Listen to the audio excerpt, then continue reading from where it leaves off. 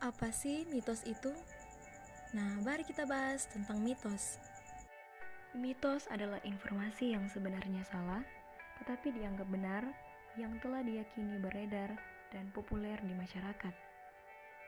Mitos cepat sekali berkembang di masyarakat, padahal kebenarannya masih dipertanyakan dan sering tidak akurat atau tidak sesuai dengan fakta yang sebenarnya.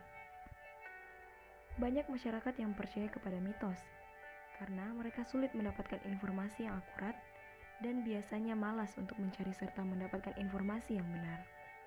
Nah, oleh sebab itu, mereka dengan mudahnya menerima segala informasi yang sifatnya desas-desus atau gosip semata.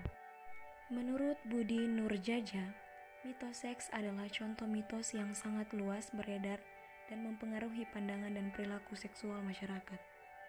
Sebenarnya mitos seks secara tidak langsung berhubungan dengan kesehatan seksual, sebab orang-orang yang meragukan kebenaran dari mitos seks akan berupaya mencari kebenaran yang sesungguhnya. Setelah mendapatkan keterangan atau pengetahuan yang sebenarnya, maka orang tersebut secara otomatis akan mengetahui tentang kesehatan seksual, di mana kesehatan seksual itu mengandung pengertian, kemampuan untuk menikmati dan mengungkapkan seksualitas kita yang bebas dari risiko terkena penyakit.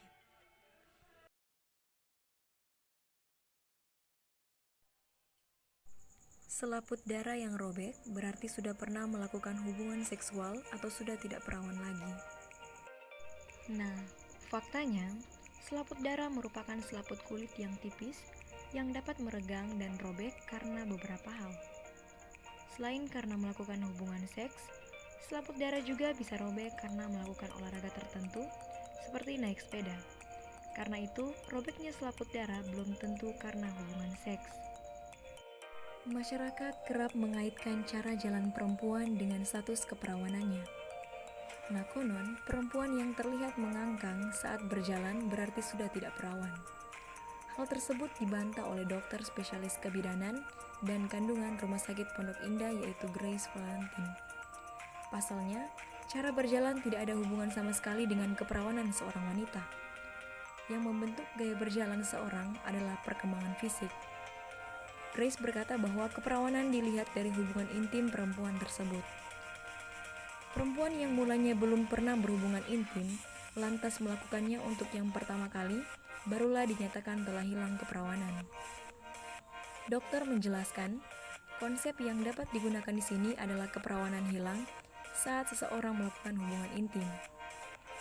Nah, hubungan intim tersebut kerap menyebabkan selaput darah pada wanita menjadi robek. Himen atau selaput darah adalah lapisan tipis di dekat bukaan vagina. Membran ini bagian tengahnya bolong sebagai jalan untuk haid keluar. Karena tipis, selaput darah cenderung mudah robek saat berhubungan seksual. Ketika himen rusak, perempuan bisa saja mengalami pendarahan dan rasa sakit, sebab himen berisi banyak pembuluh darah. Namun himen juga dapat robek tanpa disertai rasa sakit ataupun pendarahan, tergantung kekuatan pembuluh darah. Kendati demikian, robeknya himen bukan tanda mutlak keperawanan perempuan, sebab memang ada perempuan yang tidak dilengkapi himen pada vaginanya. Selain itu, ada beberapa hal yang bisa membuat selaput darah perempuan robek meski belum pernah aktif secara seksual.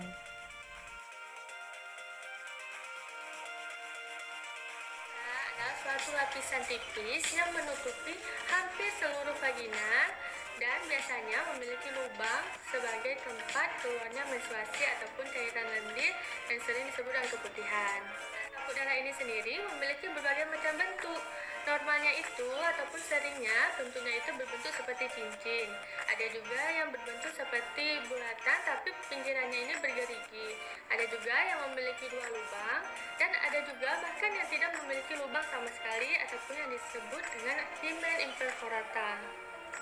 Bentuk selaput darah ini bisa mengalami perubahan karena melahirkan secara vagina, kemudian adanya penetrasi secara seksual, bisa jadi karena adanya aktivitas fisik, bisa juga karena ada trauma seperti kecelakaan dan lain sebagainya.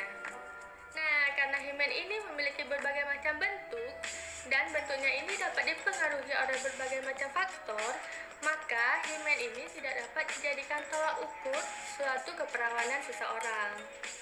Hal ini membuktikan kenapa tidak semua wanita mengalami perdarahan pada saat melakukan hubungan pertama kalinya.